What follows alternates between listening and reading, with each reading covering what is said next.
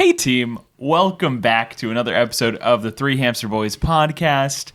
It is a beautiful evening. We've got some wonderful drinks, and the topic for this episode is music. I feel like we've had music, or at least I've had music on the brain for a little bit. I just came back from an EDM festival in Orlando, Florida, and then Nick and I went to a baby metal show so good. in DC.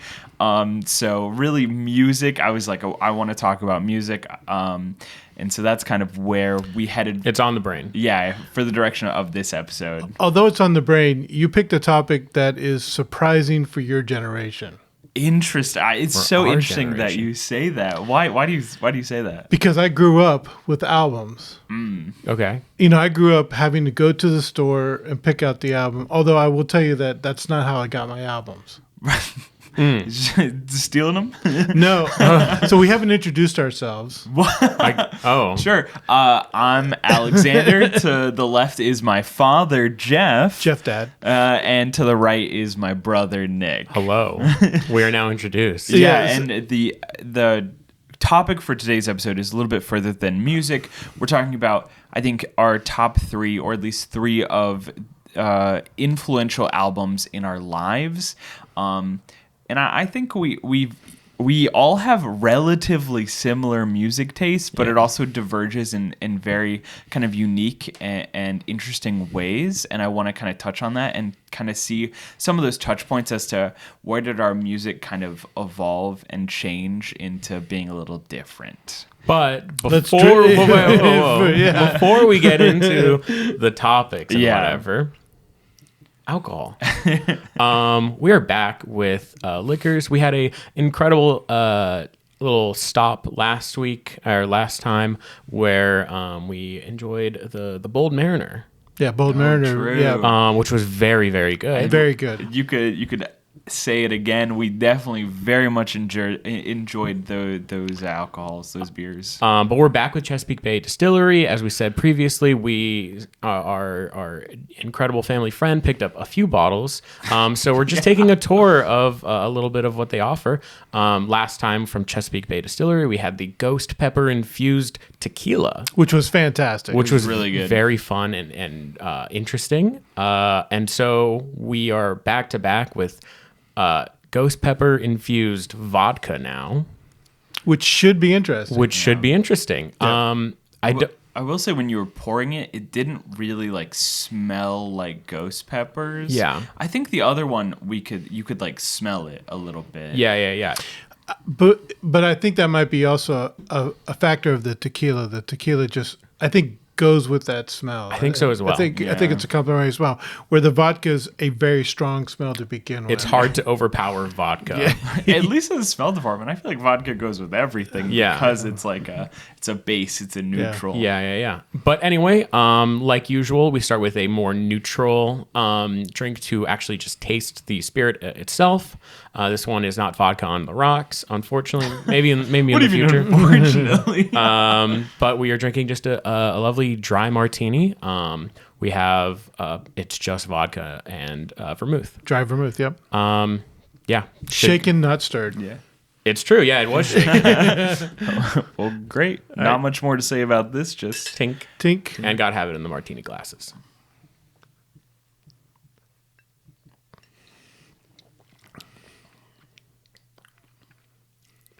Ooh. So you can definitely taste the ghost peppers. Yeah. Because you think that that's the alcohol burn, but that's really the ghost pepper burn. Oh, he took a small sip. And the dry vermouth adds a sweetness to it, It's true. which I really like. It's very similar to the tequila like last time, where I feel like I can feel it more than actually taste it right now. It still has that ever-present like slight burning on your throat, yeah. which I think is already vodka. So Actually, my throat's not burning at all. It's only the top of my mouth that I get a little bit of burning. I feel like I'm having so different sensations. we are having here. 3 different moments. So for me, what I would love to see here is a twist of a lemon or lime in it just to get a little bit of citrus taste to it. So it was recommending, we were talking about this while I was mixing it. It's always recommended for an orange, like orange bitters, specifically for the one that I was looking at. We surprisingly don't have orange bitters. No, we do.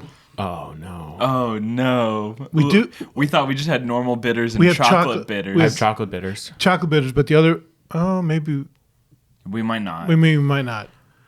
In Anyways. any case, as you can see, every episode behind us, we're growing a collection of a bar. We're basically starting from zero and just building up from there. So that's just basically the resources we're working with, looking for a lot of replacements and supplements. But honestly, it seems pretty solid. I like the feel. I do. I like it a lot, and this is the perfect starter to a dinner. I can see drinking this, and then going sit down for your appetizer and whatever. I was about to say, I think I would love it with an appetizer. Like I think a calamari with a marinara sauce. Yep. Team, we just ate, and I'm hungry again. We do this every time. Every time. I feel like eventually we need to have an episode where we just go through all of the drinks we've had, not drink them again, but just talk about them, and then our perfect like food pairing with them. No, I think we got to have an episode where we have drinks and we have food. We have a little mukbang. Okay. It'll be so loud us chewing. Anyways. Back to our topic. Yeah, so as we were mentioning before, the topic for today is we're talking about impactful or influential albums in our life. Dad, you were going off here talking about how you think the younger generation and like albums might not necessarily be the way that they think of music. When you're streaming, I don't think you're thinking, I'm streaming one album. You know, usually I'm streaming a collection of songs, or I'm looking at brand new songs or whatever. I mean, I like looking at a single album, but if I'm listening to a group, I want to hear their greatest hits, or AC/DC Top 100. Yeah. You know, or if I'm listening to the AC/DC station, then it's all these other groups that are involved with it. But what I was saying is the reason why I think this is generational is because I got my first album when I was 11 years old. And how I got it was I sent a penny to Columbia Records and was able to pick 14 albums out of that. And the only requirement is that in the next 3 years, you had to buy at least 8 albums at full price. And so every month you would get a catalog of that month's offering of albums. And there would be a highlighted album or whatever. And it wasn't the whole collection of albums. It was a limited selection of albums. So there may be times when you said, I don't see anything here that's something I want. Yeah. But it exposed you to a full range of different. It was everything from classical to country to in this way 70s rock and disco and all that. So you saw a whole collection, and then it would have older albums in there too. And so basically the rule was you had to buy full price albums, but they also had half price albums in there. And so me and my brother Steve, who both had a paper route at that time, were using that money to just build up our album collection.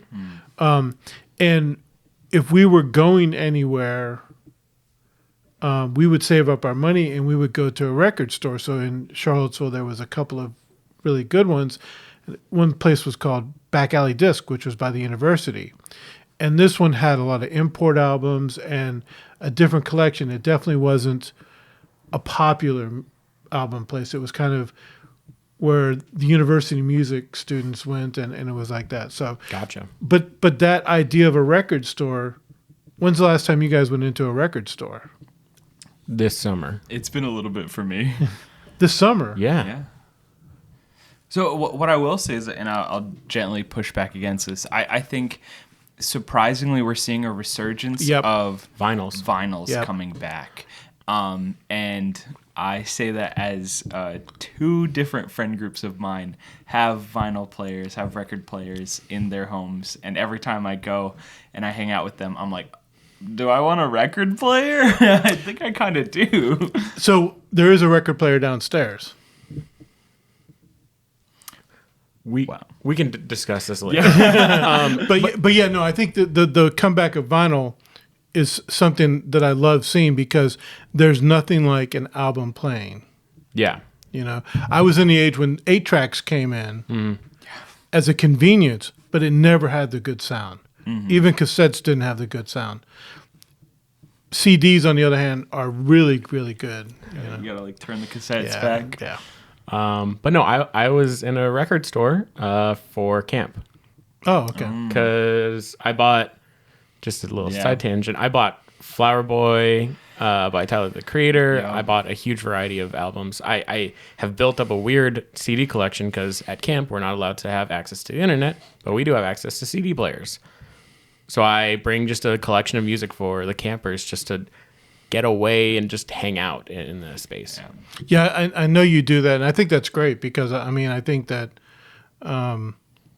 it allows you the ability to expose them to something probably they may or may not listen to. Yeah. Most of the time, it's just like a comfort music for some of Yeah. them. Like I'm like, hey, I have this variety, and they're like, Well, it's always crazy because I'll be like, hey, I've got that Queen album. yeah, Well, you know, normally it's a comfort. I was playing Sounds of the Sea, which is, again, is just like ambient sounds of the ocean. And some of my kids hated that. I learned which kids are scared of whales immediately. But I think you do make some good points in the fact that streaming makes it a little, makes it very easy to listen to songs independently. Yeah. And I think a lot of like time, and I'll talk about this a little bit later, but like I used to get a lot of my music from TikTok, surprisingly, where people would just be like, hey, I found this one song that sounds really good. And I'd be like, wow, I think that song sounds really good too. I'm going to add this to my playlist. And like not really going into more depth of like that artist. I'm just listening to that one song because I like that one song. yeah, And not really going into albums. But I think there have been some big albums, and I think with streaming, it also makes it more intentional if you're listening to an album, because then you're like, I am specifically going to sit down and listen to this album rather than just like one-offs that I'm seeing. Yeah, I think that you do a disservice to a band if you're just listening to their pop song. You know, because I think that we'll ding that glass. I think that if you really want to see if you like the band, it's always the B-side. What else are they playing besides the popular song? Yeah.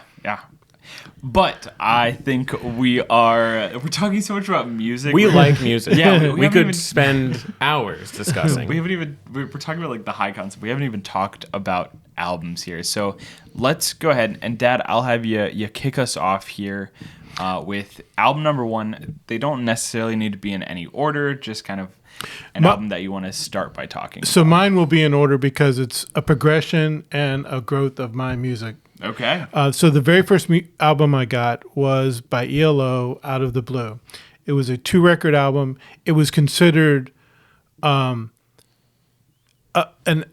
out-of-the-box rock album because it had a lot of orchestra. It was 2 albums, which 2 album sets were just not common at that time. Yeah. Unless you were doing greatest hits or whatever. And it also had a storyline. So the songs in there carried a storyline through all the songs. And it was, and you would get songs that would be 5-6 minutes long, and half of it would be music, just music. It would just be instrumental. just instrumental on it. So, and it was, for me, it was the first time where I was exposed to a very complex music. Growing up, my dad listened to Elvis, Frank Sinatra, Johnny Cash, kind of that level of music. My mother would get 45s, which is the small single song albums, Nice. and she would get those, and those would be all the pop songs. So my mom listened to pop songs, my dad listened to that. So me getting ELO was outside of all of their comfort zone because they had not ever heard of this band. And it was something that Steve and I, when I got the album, then Steve and I went down this road of buying new albums and trying new music. So it was the first step of my music journey. Wow. Very fun. Do you still listen to ELO or listen to the album?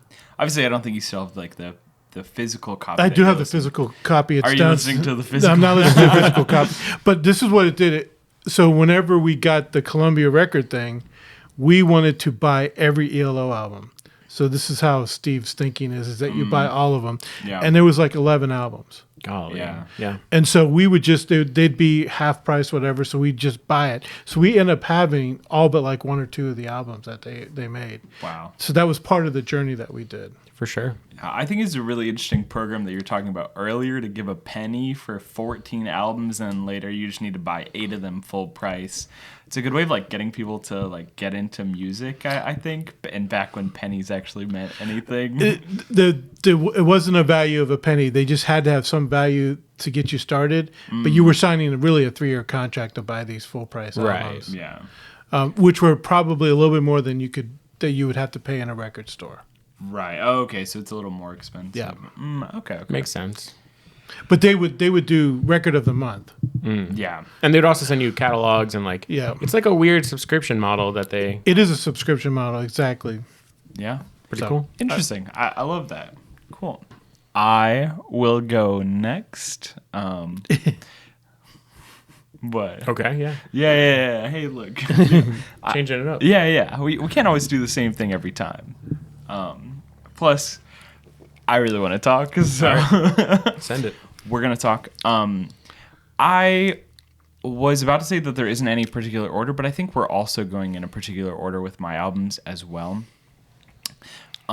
This album that I think was very impactful for my music taste and the direction of the music that I was listening to and am listening to is Denzel Curry's 2018 Taboo.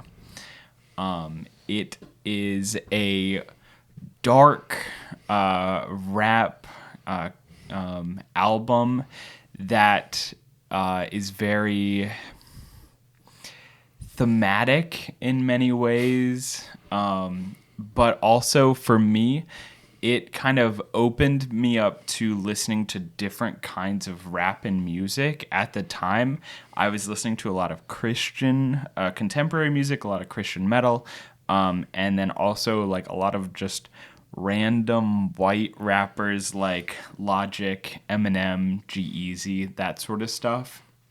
And I think Denzel Curry's Taboo album was not only very thematic, so it felt like the album itself had a direction, but it was also just so good. There's so many bangers on the album itself, and so many features as well. And then when did he sing for League of Legends? he did for Arcane he did do Diamonds and Dystopias. Yeah. Diamonds and Dystopias, yeah. Yeah. It always comes back to League of Legends. I guess so. Not necessarily. Now that we've been exposed, I don't think we need to. But it's also like he's a very popular artist, so Yeah. it kind of makes sense that League of Legends Legends would would get- have him. So popular that there might be another album of his to show up later in this episode. But again, like I think it was a good kind of eye-opening, and oh my gosh, some of like the songs just kind of like hit hard. Like they are, I don't know, I feel like with some of the other rap that I was listening to, like G-Eazy and Logic, it was kind of like more party rap and kind of just like more poppy. And I think Denzel Curry kind of opened a world of like you can scream and rap at the same time. Like you can be yelling, you can be like aggressive with like it. Korn. Yeah, like I guess like Korn. I don't know if I we agree with could that talk one, about Korn. and then also it kind of opened my eyes up to some other artists. JID is a big feature on this. JPEG Mafia, Zilla Kami, and even I was looking up. Even Billie Eilish has a feature in this album as well. Yeah. Which I didn't even realize. Yeah, it's like it came out 2017, where like Billie Eilish was just making a name. Right. Yeah. Even before then, actually. Yeah. So I think the album is just kind of it impacted the way that I was listening to music. It changed like what I was listening to, and I started going down this path of like, who's JID? What does this sound like? And I have a physical copy. I have a CD of the album, and I feel like I have worn down that CD. I know that's not how that works, but I've played the album so many times in my car, just like driving from one place or another, just constantly over and I over think that again. that's one of the things that, from an album, it has to be timeless. I think when you say favorite album, it has to be timeless. You have to be able to go back to it. Yeah, and I mean, I don't necessarily think for like this list, I was going for more of like impactful moments in my life. Yeah. That being said, this album is timeless. Like I still think that there are a lot of great things to pull from it, or just like headbangers to pull from Sumo, Super Saiyan Man. Like there's so many great songs on this album, Black Metal Terrace. Like it's just great. It's true. Yeah. We better give you some time. Yeah, you guys are.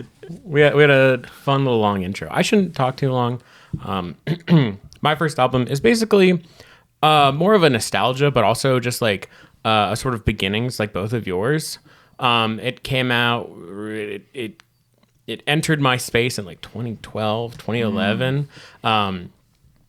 And it is Save Rock and Roll by the Fall Out Boys, which is very impactful for me because, honestly, it defined a lot of the music I listened to in middle school and high school.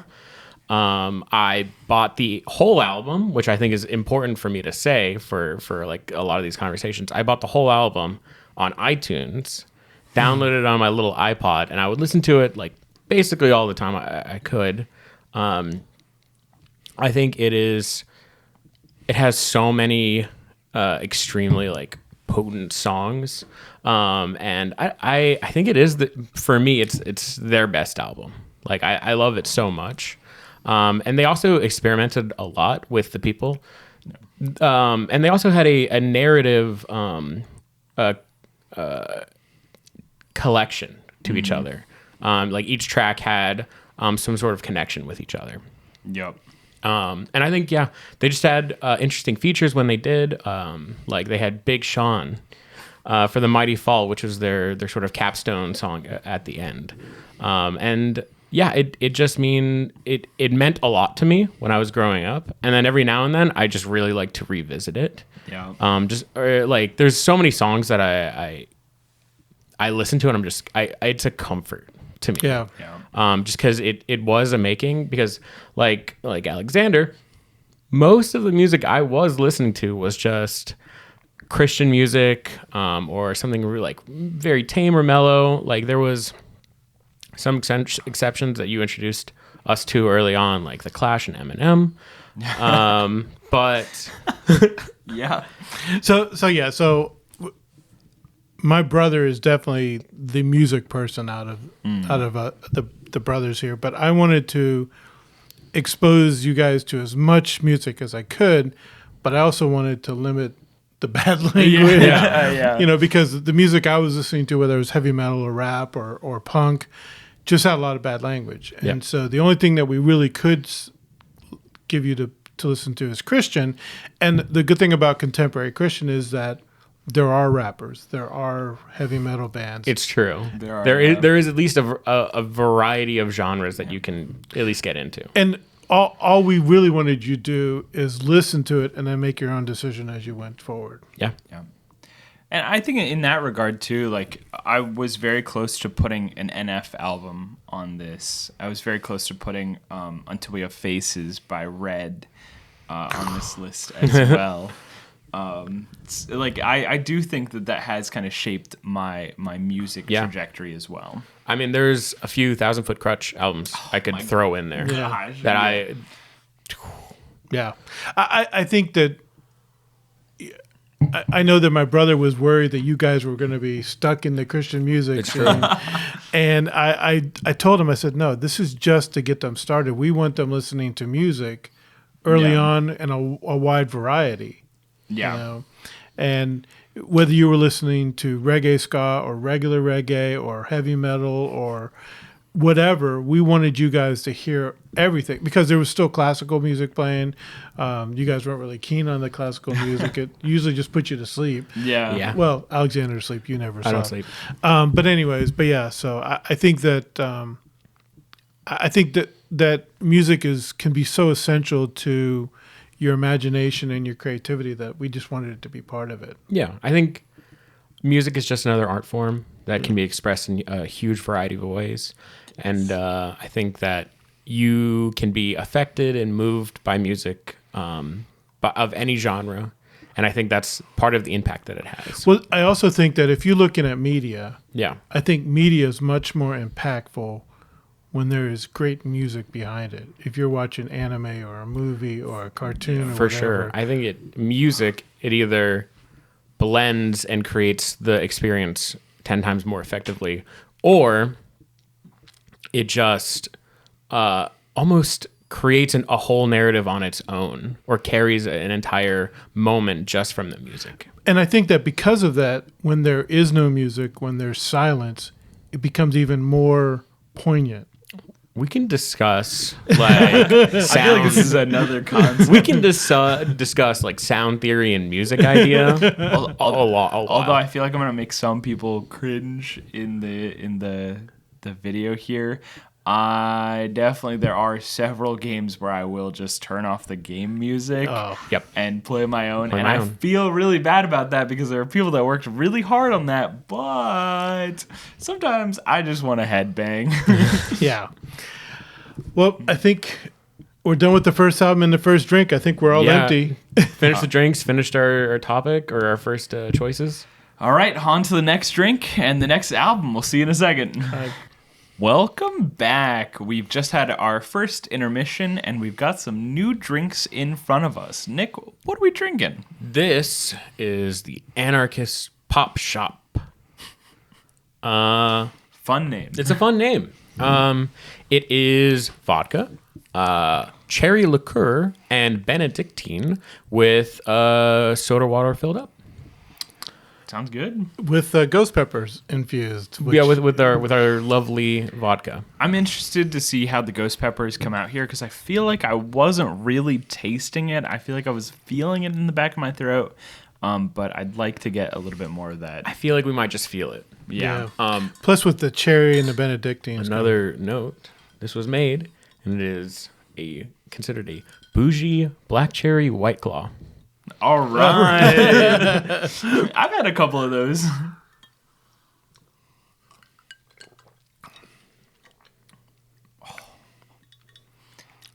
It is like a soda. Dude, this is just juice. It's very, very good. Oh my gosh. So if you've never had Benedictine, it's basically an aromatic liqueur, an herbal liqueur. I'd never had it.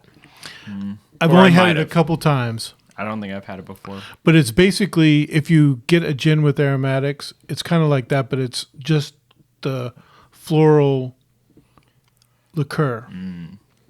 Very solid. What I will say is, I think the problem with this drink, not that it's like necessarily a bad thing, but I don't even taste the burn anymore. Like, I think there's a faintness near the end as like a final note, but I don't even taste that anymore. Yeah. I can't even taste the vodka. Yeah, this is just juice. Like, this is a good thing to go out and drink and have fun with. It isn't just juice though. No, yeah. but the Benedictine is giving you that. It might be a little too overpowering.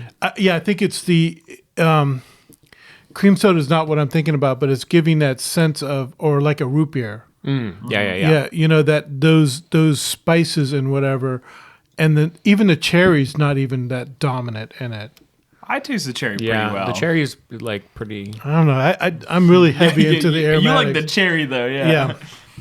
Yeah. Wow. So good job on this one. I feel like this one is dangerous. It doesn't highlight the vodka, no, but it's a good drink. But like, it's just a vodka cocktail. So Oh my yeah, gosh. that's also true.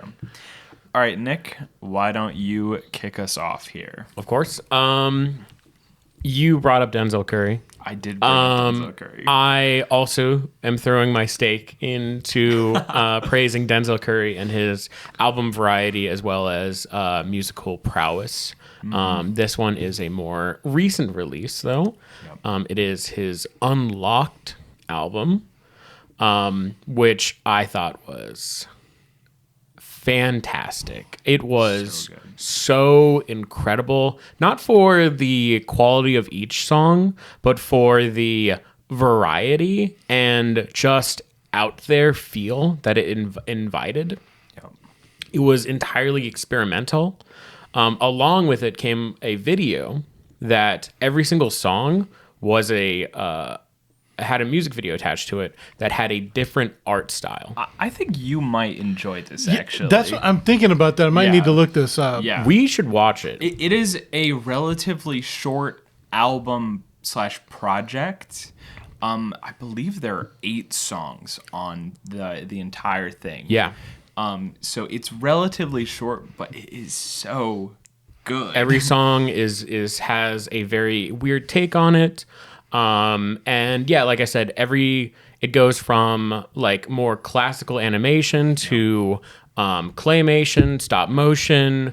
They dabble into more anime looking art styles and shooting and angles. They make some references to Scooby-Doo. Yeah. So obviously he brought in some friends that he had and some really artistic people to make this album. Well, yeah, I'm not necessarily sure about who did like all of the art and the illustration. I do know this is a collaboration project between Denzel Curry and Kenny Beats specifically. Yeah. But man, it's I was floored by it when I heard it.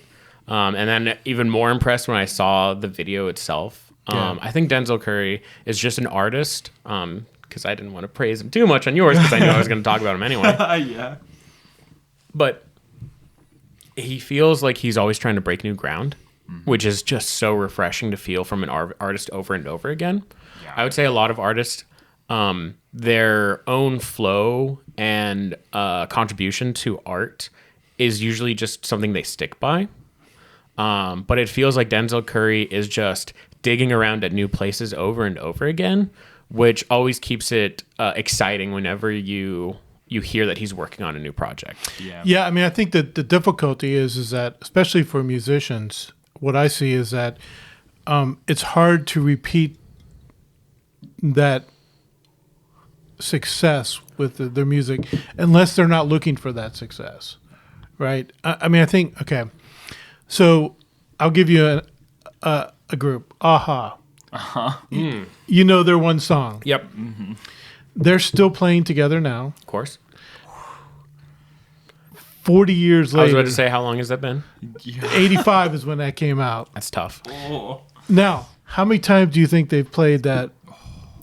You know, every single concert, every single tour, every single time they're invited to interview. Anything, yeah. They have probably played it. Now, he'll give you another example. Dave Matthews, who lives right down the street from us. That's true. Yeah. He does not follow any script for his concert. Every concert is different. Which is, I think, could be a good thing and can also be a bad thing as well. Right. Yeah. But it's the exact opposite. Right. Where he doesn't want to repeat songs. If it's on his album, why should he play it live? So, I mean, we're getting into some interesting territory here. I think the live experience is so different. Yep. And sometimes you're sitting there and you're like, I just want them to play that one song. Yeah. Like, I need them to play Give Me Chocolate. And when they do, we all go crazy because they play that song. I mean, I think you're almost always guaranteed that one most popular song as an encore. It's true. Because they want to get their new material out there. They want to show that they can do more than what they're doing. Right. You talk about Red. We saw Red 2 years in a row. We did. Off of 2 different albums. Yes. And the look and feel of those songs were very different. Mm-hmm. Yep. Now, at the end of it, I think both times they did the same encore.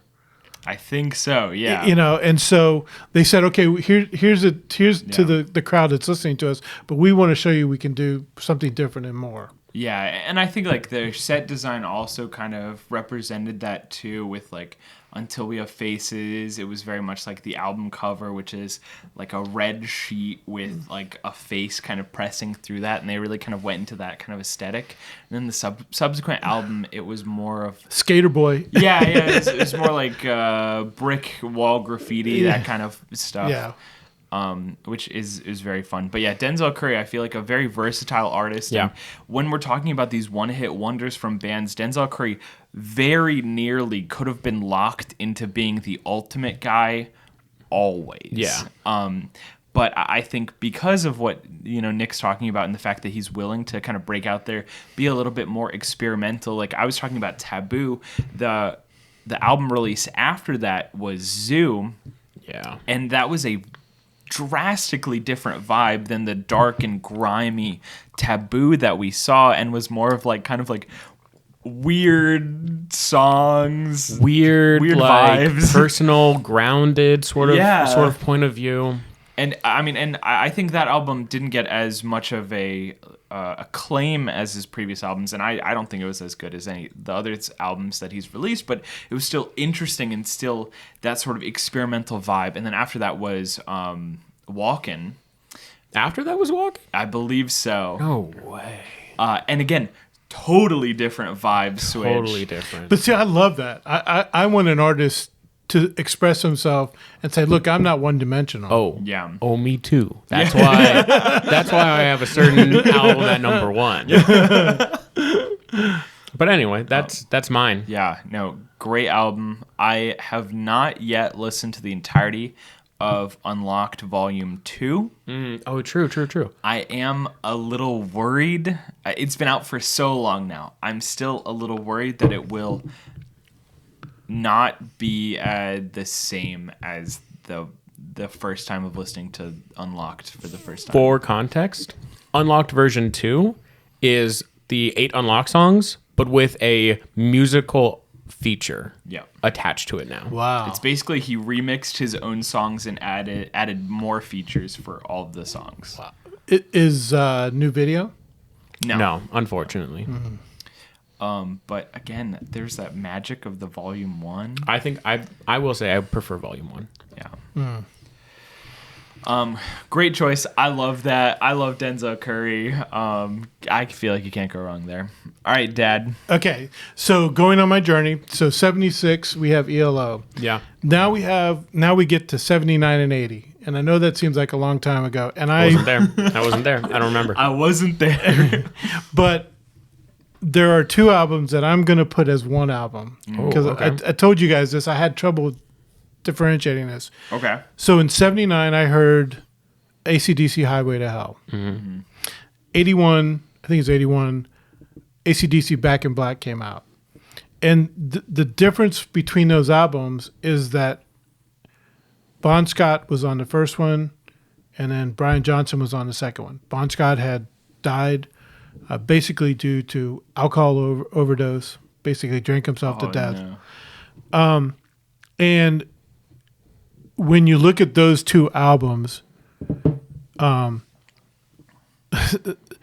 some people may say that wasn't the pinnacle, but for me, that's the pinnacle of AC/DC. It's when they defined and created their character.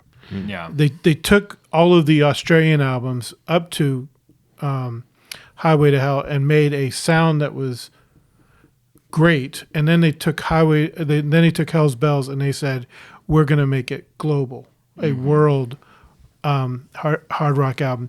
And it was before that you were getting the hard rock scene was either like Ozzy Osbourne and Black Sabbath, or you were getting Kiss, or you're getting things like Kansas and Foreigner, which is not really heavy metal, And so this was really, to me, a breaking point. Now, I will say at the same time, the rap scene was just starting. So you had things like Curtis Blow. Run DMC was still a couple years away, but you were starting to get rap into the scene also. So you were looking, and I was also big into punk at that time. And this was a heyday of punk.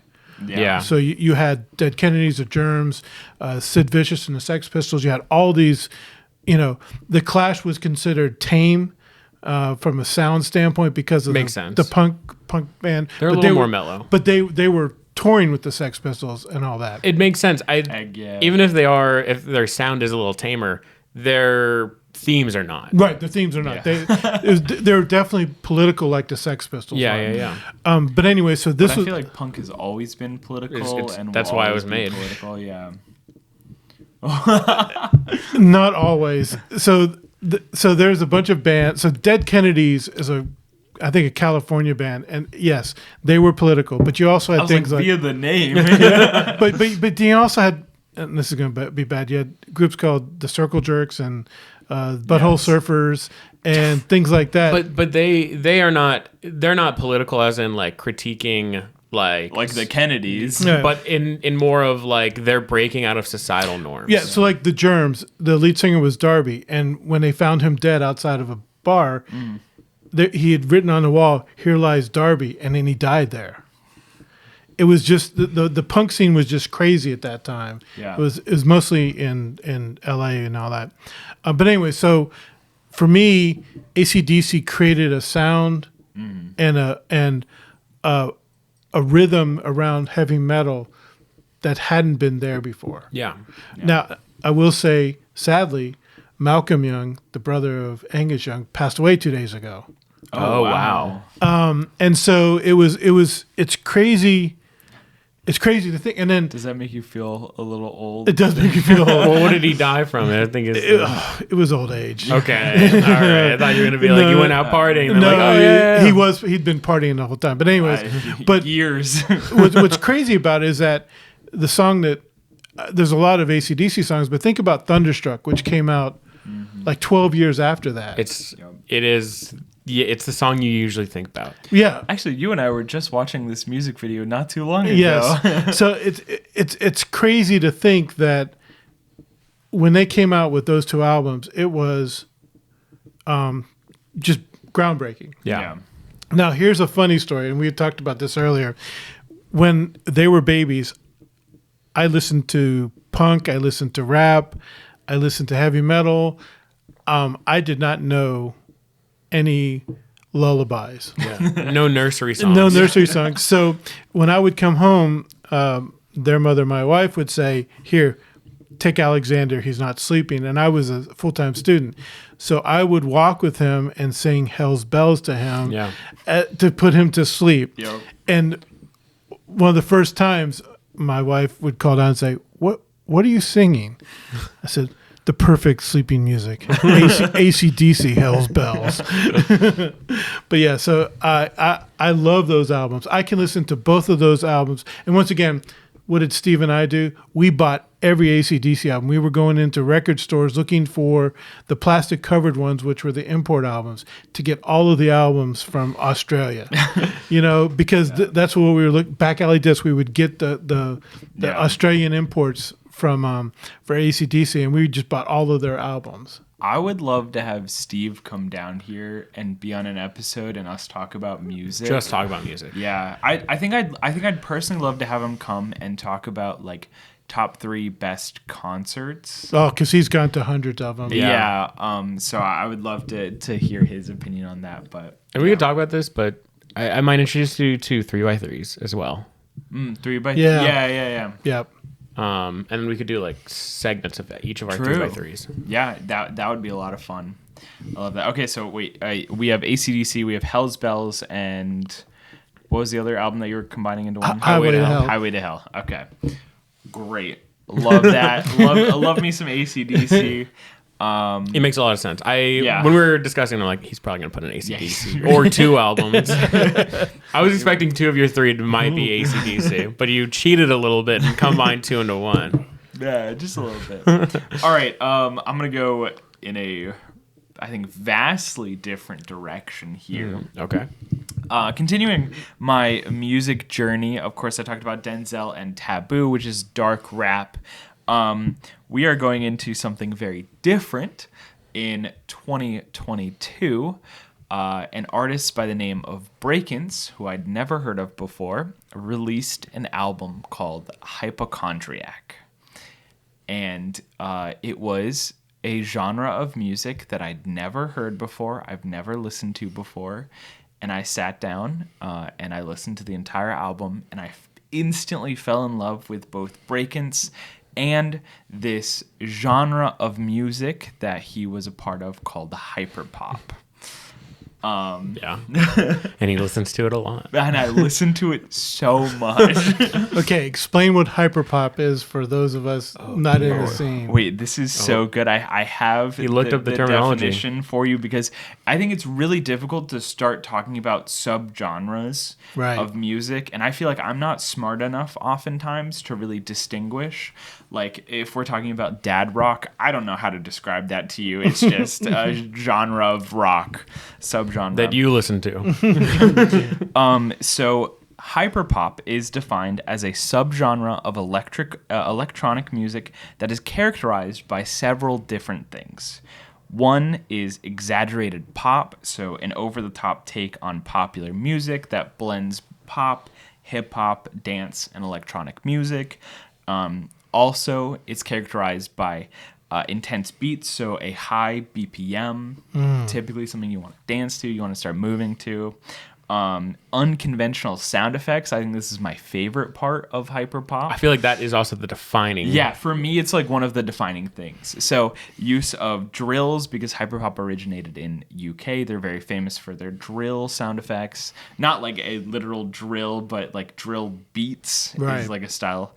Metal pipes and other unusual sound effects. A lot of times it's just like weird noises sometimes. Yeah. Unidentifiable electronic noise. Yeah, and I kind of love it. Distorted vocals, which is another kind of big defining feature. And then repeatable hooks, so exaggerated and repeatable hooks and melodies, kind of similar to what you're getting out of pop music as well. Yep.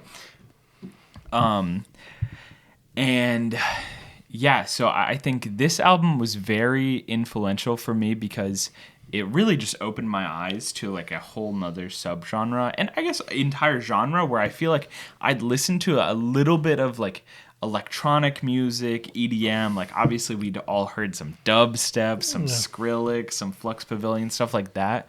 But it kind of opened my eyes to something very different and unique, and I instantly fell in love with this album. So much so that literally my main friend group at the time, I sent them the album and I was like, you have to listen to this, please. And immediately they were like, this is so good. We are just playing this on repeat. And I think it's it was out of the norm for what I was listening to, because for the most part I was listening to rock and rap. And I'm like, wait a second, this hyperpop stuff is kind of really good. I kind of really like this. And plus it would put me in a good mood if I'm listening to it. Yeah, well, it can. Some of it's like very fun and like almost satirical in a way. Like, for instance, one of the songs that I have in my playlist is Grandma Got Run Over by a Lawnmower. Nice. Rather than a reindeer? Rather than a reindeer, yeah. And the band is Pop Tropica Sluts, which is, yes. What? Yes. Pop Tropica is a Flash game that we played in like elementary. Yes. Yes. Is it based off of that? No, maybe. I mean, it probably is based off of Pop Tropica, but that's off the name. Yeah, that's about as far as it goes. What in the world? Yeah, and I think again, it's just like these weird kind of like fun vibes, fun energy. A lot of it, again, high BPM, so you like want to move. Yeah. But I think the fun thing about Breakins is he is willing to slow it down a little bit. And some of the songs feel very emotional and have these emotional low points, especially in the album. And then we go into like crazy songs. Like, I remember showing Nick a song off the album called Caffeine. Yeah. And Nick went, is this still the same song? It was such a variety. And the switch up was so drastic. Yeah. Like, I was like, what? Where I like had to double check. I'm like, yeah, it's still playing the same song, huh? I think something about the kind of wildness and sounds and unusualness of it really scratches a weird part of my brain when I'm listening to music.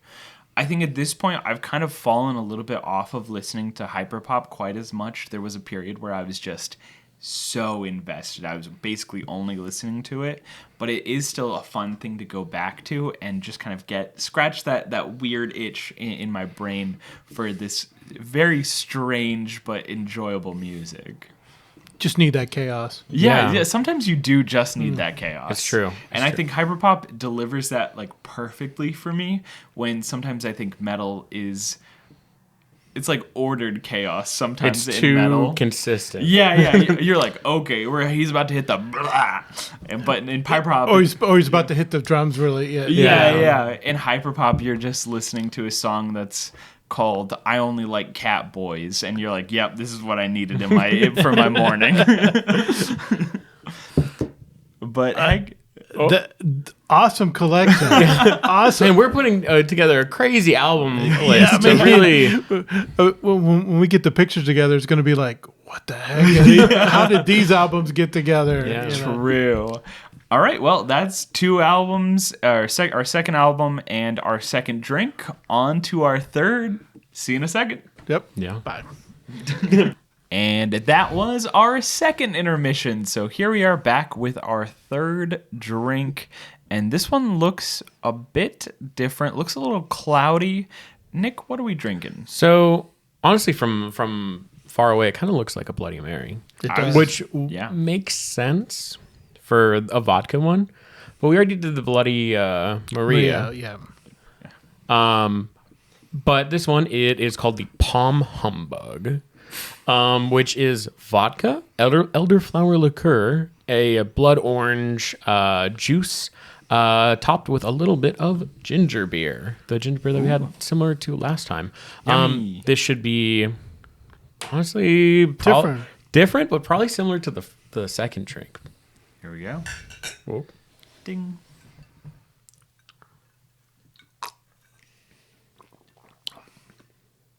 Ooh. I can really taste the ginger beer.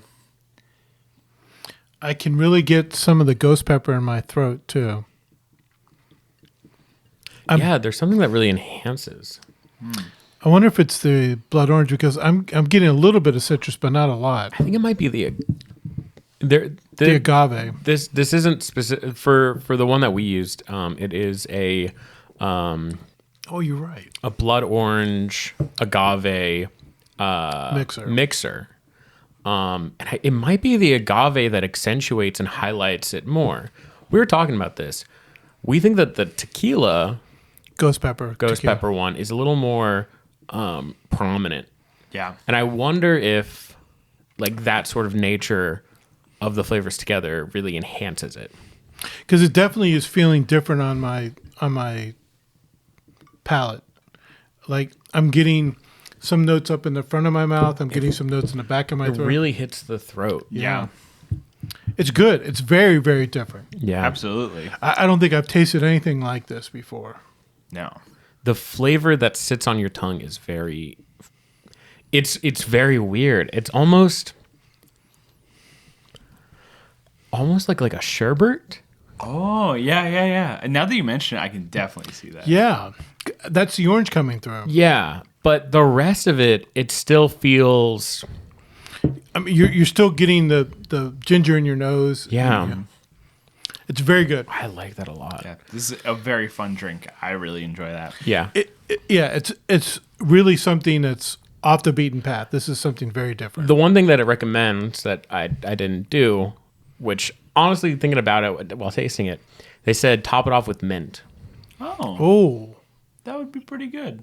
Well, you're a big mint guy anyway. Yeah. But I think it would add another like coolness to whatever's happening. Yeah. Yeah. Which I think would have been very interesting. It was either mint or thyme, which I think both of them would be add a very different flavor. I was about to say, I feel like those are not the same, like, flavor. No, but they're flavor trying to add an profile. herbaceous nature to it. yeah, something that like goes through the entire like nose stuff. Yeah.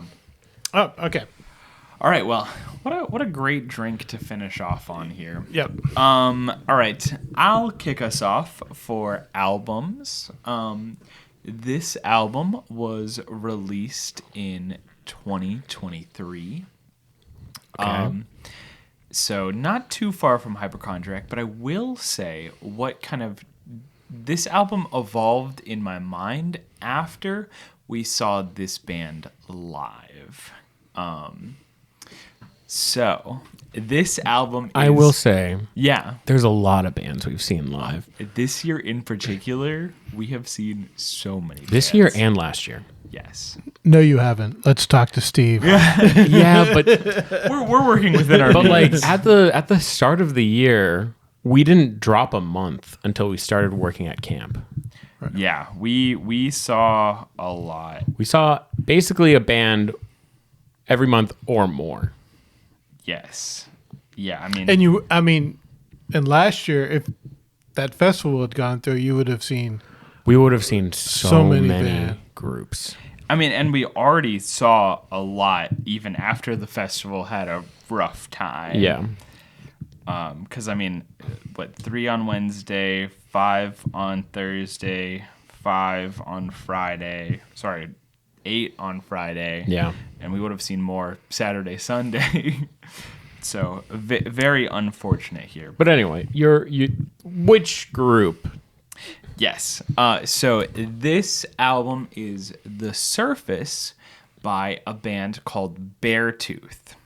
Oh. Wait. Yeah. I did not expect you to choose. It's funny because I'll let you do it. Yeah. Because I think you're going to bring it up. Okay, so here's what I'll say, right? I mentioned that after listening to Breakin's Hypochondriac album, I was obsessed with hyperpop for a good bit, and that was in 2022. The Surface by Beartooth released in late 2023, and we saw them in concert at the end of January of this year of 2024. When we're recording, year, wow. It was this year. yeah, when we're recording this. Before that, we went to a rock and metal festival called the Blue Ridge Rock Fest, and it got insta-hurricaned out. A micro hurricane showed up right on top of it in August, Danville. Yep. It was unfortunate. It was really bad. But that festival had kind of reignited my love for metal and rock, and I was looking for more metal to get into and to listen to. Beartooth was not one of the bands that we saw at that festival. I don't even think they were. No, I don't think they were supposed to be. They were not there. on the lineup. But for my birthday, one of my friends was like, "Hey, I'm gonna buy you tickets for this concert. I want you to come with me to go see this band." And I was like, I've never heard a single song by them, but sure, heck yeah. It's a concert. Yeah, it's a concert. It's a concert. Of I won't course say no. I'll go. And then by lucky happenstance, he had an extra ticket because someone else was supposed to go, and they weren't able to make it. So Nick and I went together. Yeah, I was dragged along. Which was great.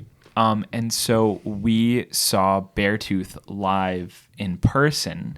And what I will say is, leading up to the concert, I tried to listen to the album, and I just wasn't into it. Yeah, you had said that just hearing the album just wasn't enough for you. Yeah, I don't know. It didn't really draw me in. I didn't really like it as much. I think this is one of the things that I've always said is that I don't like live recordings. Yes. But nothing can match a live performance, good and bad. Yeah. Yep. Because I saw Pat Benatar in concert. Mm-hmm. This was a couple years ago.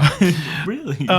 And the sound system was so bad that it destroyed any liking I had of her music, seeing her live. Yeah. And I had been told over and over again, great concert. Don't listen to the pop music that you hear. She really does a great concert. And it was a lot heavier metal than I thought. Yeah.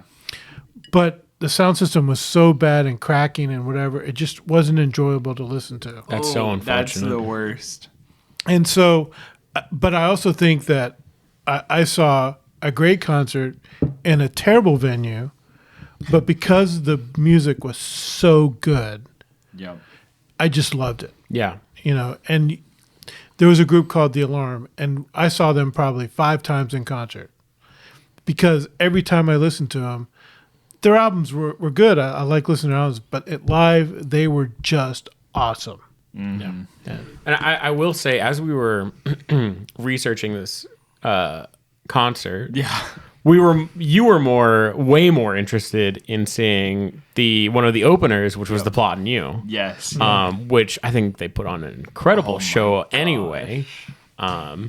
We could have wrapped it up after that. I feel like going into this, we only knew that Beartooth was performing, and then on our drive down, we were like, wait a second, they have 3 openers. Yeah. Which is like a staple for this venue in Norfolk, where the Bold Mariner is at. It's a And Chesapeake Bay. And the Chesapeake Bay. Chesapeake Bay. And Chesapeake Bay. I mean, it's a great metal venue. I know they do a little bit more than metal. I know Hot Mulligan was going to be there or was there. Chapel Rowan actually performed there as well. It's true. Right before she blew up, which I'm like, oh my god, I could have seen her live. You saw her. Yeah, before her tickets were $1 million. But anyways, that concert was incredible. It was so good. For many reasons. Yeah, for many reasons. I really liked most of the opening bands. Sleep Theory, The Plot and You was like my favorite band. It kind of is my favorite band at the time. And they did such a great job. Invent Animate was good. Not really my favorite, but I understand my likeness of certain metal. They were subgenres. very scream. Yeah. Oh, okay. Which it's a style. It's not everyone's cup of tea. Yeah. Yeah. And then Beartooth had such an incredible set. Incredible. And Nick and I talk about this all the time after concerts, where we're like, were they able to bring in people who didn't know every word to all of their songs? Yeah. Right. They utilized their video board so well, where like, this is the song, this is the chorus, you're singing this with us whether you know the song or not.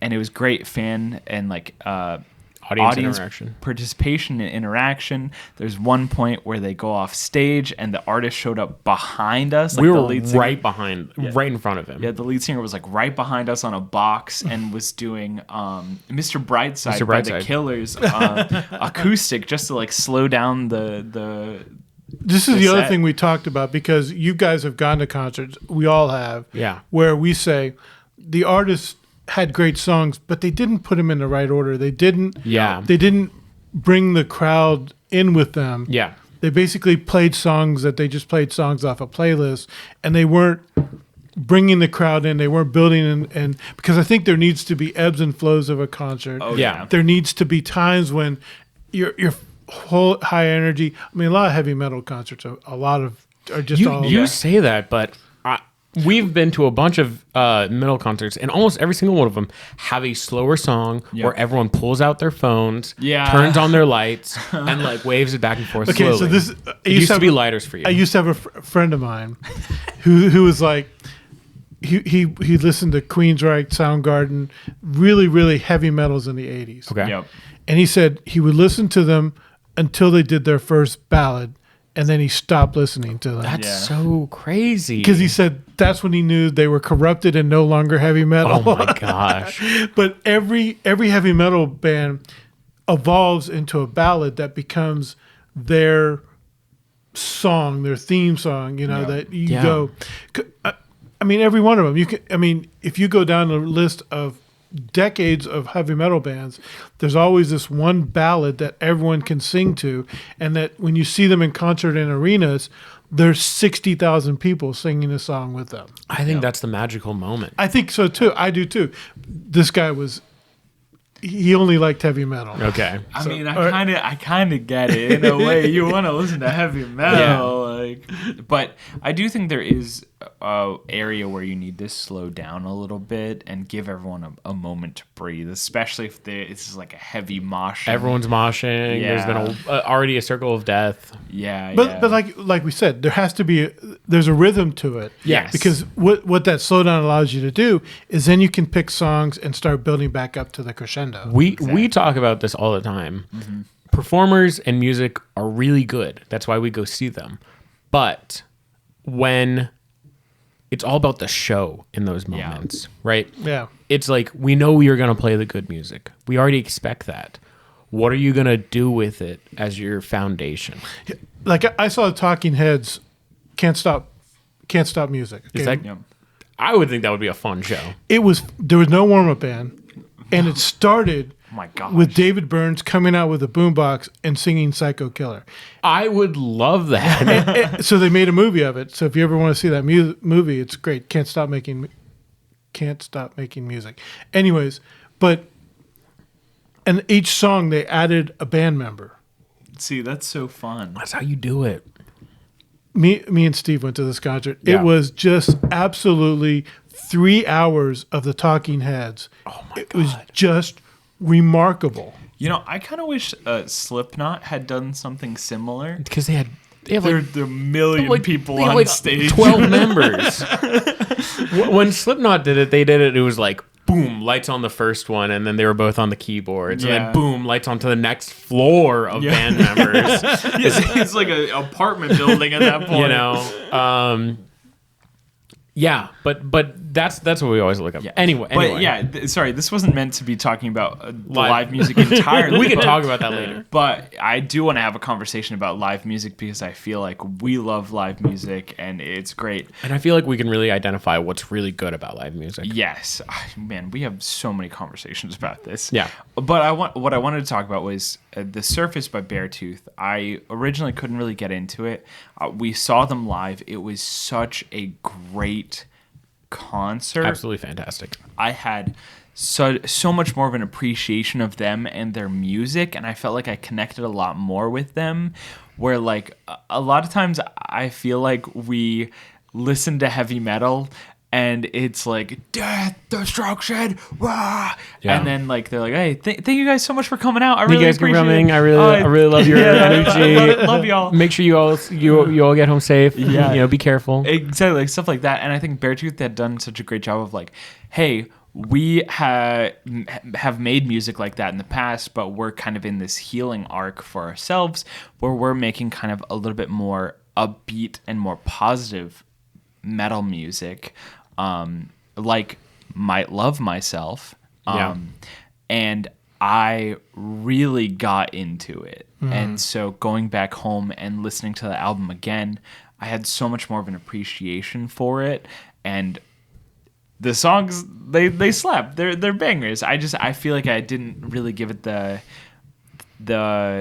fair share that it deserved at first, and sometimes I think you need to listen to music a couple of times to really start appreciating it. Yeah. And I didn't.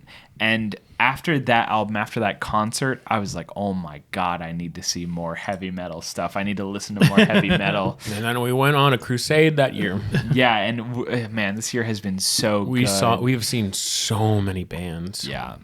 And and I want to see more. Like it just feels like we're scraping the surface of whatever's nearby. Exactly. Literally anything that's nearby, we're like, okay, come on. I have an Excel spreadsheet for all of the venues. All the venues nearby, all of the upcoming shows that are of bands that we know that we want to see. And I'm just like, okay, can we make that? Can we afford that? Let's get out there. The last day of summer, we were up until 1 a.m. watching a movie and driving home from our summer camp job. The following day, we were driving down to North Carolina, Charlotte, to watch a giant music concert. Because we were like, send it. We have to watch Hollywood Undead, Hailstorm, We the Kings, and I Prevail. Yep. And it was fantastic. Wait, hold on. It's not We the Kings. Oh, Sorry. That's the other band. You're It's right. Fit for a King. Fit for a King. Oh Yep.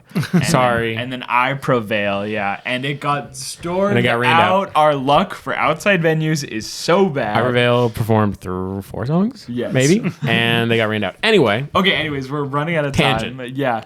All right, yeah, we'll slide it over to Dad and then we'll end with what Nick. you got? Okay, so my last album is 10 years later, and basically it was. It's I really like your progression, by the way. Yeah. Public Enemy, Fear of a Black Planet. Heck yeah. And people go, what? So I'd always listened to rap throughout the 80s. But early 80s rap, was some commentary, but not really heavy commentary. You had Run DMC, who was just kind of more popish. party, yeah. Yeah, they're more popish. You had the Beastie Boys coming out with License to Ill, which was really popular. And you just had this evolving rap scene, but it really wasn't political in what they were saying. NWA came out. Very hard, very Southern California style. I liked NWA, but when I heard Public Enemy, Fear of a Black Planet, I heard what I heard in punk music 12 years beforehand. I heard the Dead Kennedys in Public Enemy, which is such a strange stretch. Interesting. I heard the Sex Pistols. I heard the discontent with how society was and what was going on. And it's kind of strange because this is the same time that I'm getting out of the Navy Yeah. after Gulf War One. And so it just struck me as it was someone expressing. Now, whether I agreed or not did not matter. It was someone that was using rap to express themselves and not talking about picking up girls, doing drugs or whatever. They were talking about the things that mattered to them. Mm-hmm. There was a depth to it. There was a personal part to it. And I loved it. Mm-hmm. And Chuck D's voice is awesome. Yeah, true. Having anyways, but Flavor Flav's voice is just irritating, but it matched perfectly with the smoothness of Chuck D. And I just loved it. And I can listen to that. Literally, I can be working and just turn on that album and just listen to the whole album. Yeah. I love it. And it is such a pinpoint time in history because a lot of those songs are related to the riots in Norfolk, where they talk about when they're talking about you think I'm just going to fall down or whatever. The album is just such a social commentary. I loved it. Mm-hmm. And like I said, it hearkened me back to the punk that was trying to make change socially. Yeah. Yeah. And I just, like I said, to this day, I can listen to that album from front to back, just like I can listen to ELO front to back and AC/DC Highway to Hell or Hell's Bells from front to back. Yeah. Mm-hmm. Very different.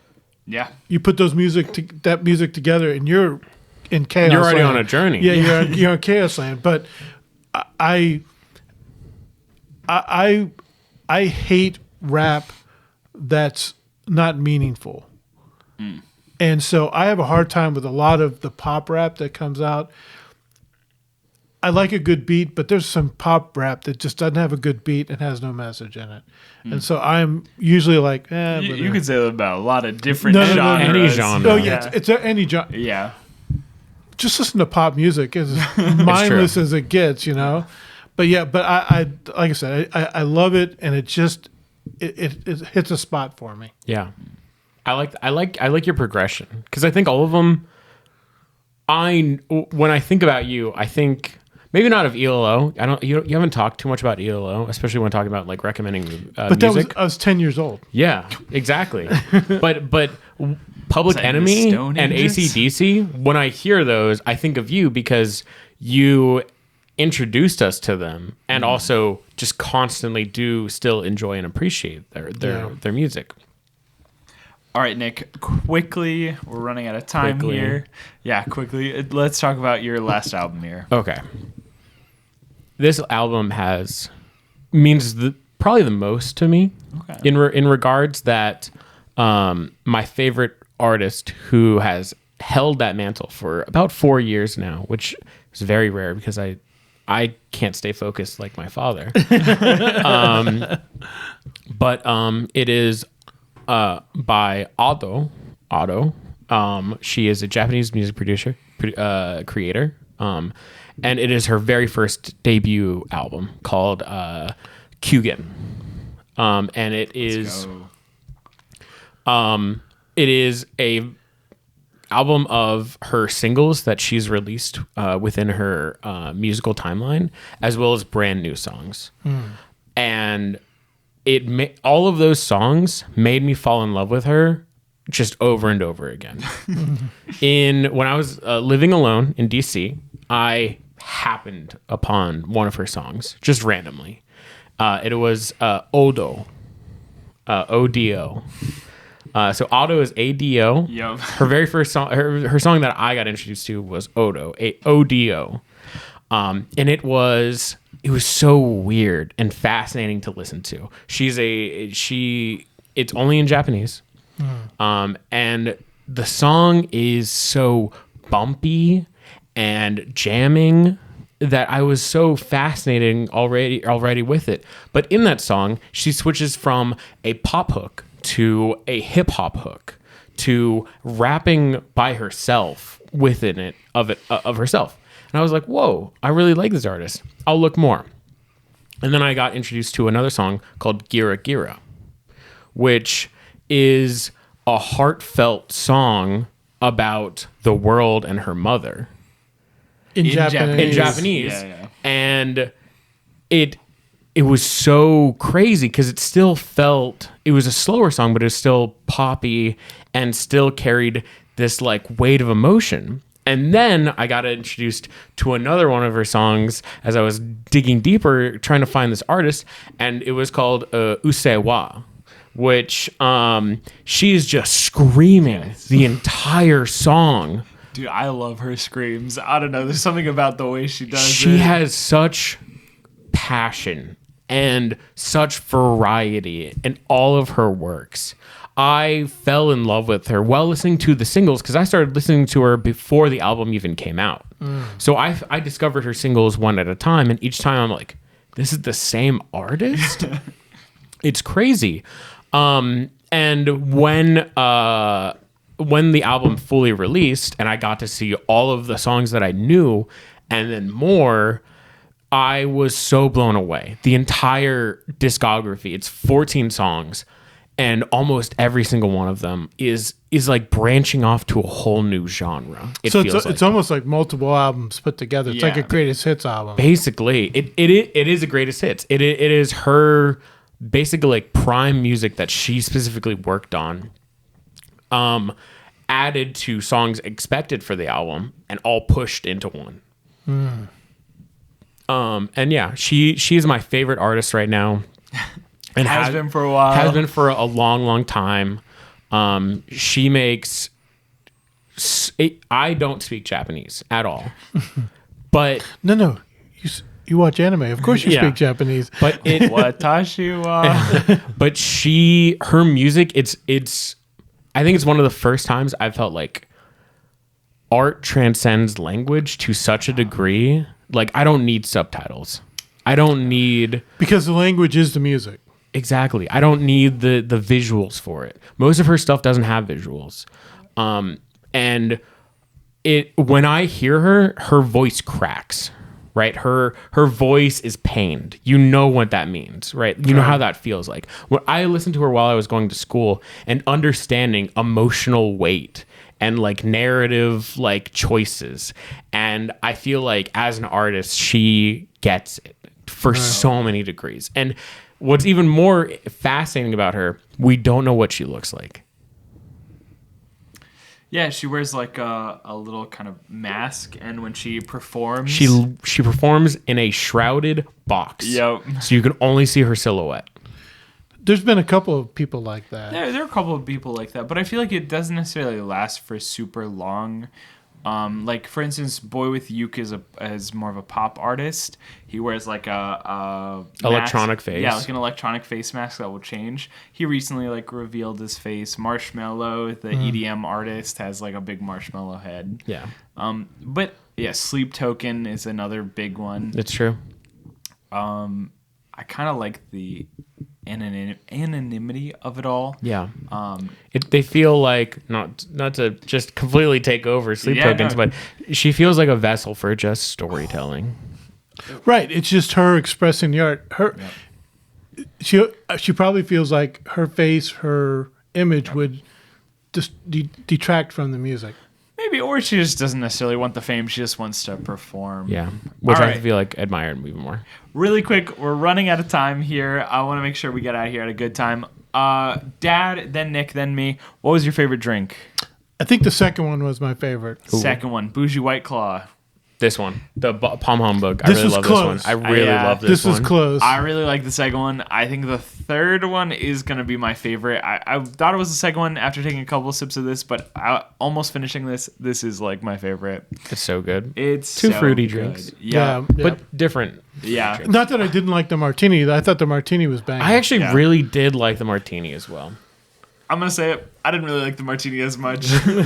Once again, I thought this episode was going to be quick, and we are just about out of time. Down to the wire. Thank y'all so much for watching. We'll see you next time. We appreciate Next you. time. Bye. Love you. I love you.